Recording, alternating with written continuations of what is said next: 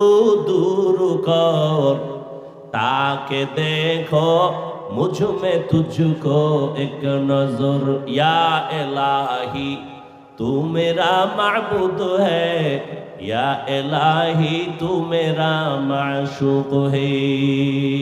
খারাপ লাগে আপনাদের? ঘুমাইবেন? বাঙালির চোখে ঘুম আছে? এখন রাতের ডিউটি মোবাইল কি আমরা মোনাজাত ধরি বইয়া আর মোবাইল ওয়ালারা মোনাজাত ধরে হইয়া, ঠিক নি? সারা রাত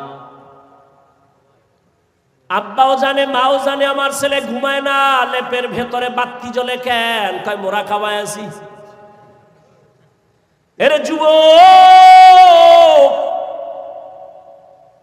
নিজের হাতে ছুরি নিয়ে নিজের কল্লা কেটে দিলি, খবর নাই। এই মোবাইলের দ্বারা তোর যৌবন, তোর জীবন, তোর চরিত্র, তোর সব নষ্ট করে ফেললি। সময়ের কালে যখন যৌবন লাগবে, হারবাল না খাইলে আর পাবি না। সময় মতো যখন তোর শক্তি লাগবে, ঔষধ না খাইলে আর পাবি না। কানবি জীবন ভর, অকাল মরণ হবে তোর, তোর নিজের গুনাহের কারণে। এই মোবাইলের কারণে তোর চরিত্র ধ্বংস হয়ে গেল। মাত্র তোর বয়স 25 থেকে 26 বছর, 27 বছর, 40 বছর পর্যন্ত তোর চেহারাটা থাকবে উজ্জ্বল, অথচ 25 বছরে তোর চেহারার মধ্যে কোনো আলো নাই, উজ্জ্বলতা নাই। সারা রাত্র মোবাইলে গুনার কারণে আল্লাহ তোর উপরে বেজার হয়ে গেছি। কয়দিন আর বাঁচবি রে বাবা? ও যুবক আল্লাহর গোলাম, ভালো করে শুনো। আমি তোমাদের বড় হুজুর বানাবার জন্য বয়ান করতে আসি নাই, ভালো করে শুনে নাও।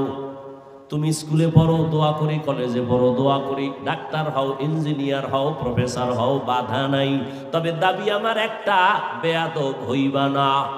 তোমার আচরণে মা বাবা যেন কষ্ট না পায়, তোমার ব্যবহারে কোনো আলেম যেন কষ্ট না পায়, তোমার ব্যবহারে কোনো মুরব্বী যেন কষ্ট না পায়।